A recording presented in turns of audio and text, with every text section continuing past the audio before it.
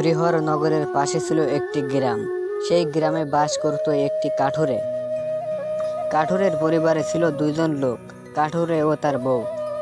একদিন কাঠুরে তার বউকে বলে, এই যে গিন্নি, শুনছো? আমি জঙ্গলে যাচ্ছি কাঠ কাটতে। আমাদের বাসার জন্য কি কি বাজার করব সেটা বলে দাও। তখন সেই কাঠুরের বউ বলে, আমাদের বাসায় কিছু নেই, ঝাল, পেঁয়াজ, রসুন সব আনতে হবে।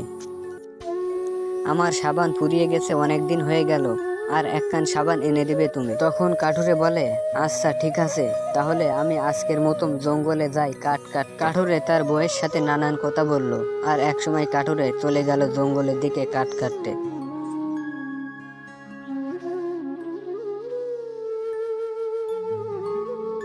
এদিকে কাঠুরে রাস্তা দিয়ে হাঁটতে হাঁটতে বলতে লাগলো, আমি খালি বউকে বলেছিলাম কি বাজার করব, কিন্তু আমার বউ তার মেকআপ, সাবান কেনার জন্য বলল, আমি এটা কোথা থেকে কিনে এনে দেব? আমি সারাদিন জঙ্গলে থেকে কাঠ কাটি, কাঠ বিক্রি করে রাতের খাবারও হয় না, আর আমি সাবান সুটা কোথা থেকে কিনে এনে দেব? আর এভাবে চলতে থাকলে আমরা একদিন না খেয়ে মারা যাব। তখন রমেশ বিভিন্ন ধরনের কথা বলতে বলতে সে জঙ্গলের দিকে চলে গেল আর কাঠ কাটতে শুরু করে দিল।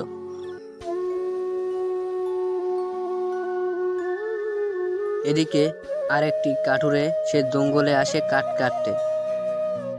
এই কাঠুরিটির অনেক পানির পিপাসা লাগে। সে পানি খেতে একটি নদীর ধারে দাঁড়িয়েছিল, কিন্তু হঠাৎ করে পিছন থেকে একটি সিংহ এসে তার উপর আক্রমণ করে, আর কাঠুরেকে মেরে সেই সিংহটি সেখান থেকে তখন চলে যায়।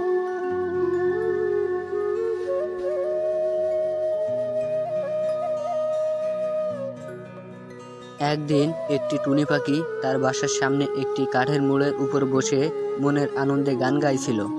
তখনই সেই ভয়ঙ্কর সিংহটি সেখানে চলে যায়, আর পাখিটির উপর ঝাঁপিয়ে পড়ে। পাখিটি সেখানেই মারা যায়। তারপরে সেই সিংহটি টুনি পাখিকে মেরে সেখান থেকে চলে যায়। এদিকে সেই কাঠুরিটি সারাদিন পরিশ্রম করে, তার অনেক পানির পিপাসা লাগে। সে একটি জলাশয়ের পাশে চলে যায় পানি খেতে। কিছুক্ষণ পর সেখানে সেই ভয়ঙ্কর সিংহটি চলে আসে।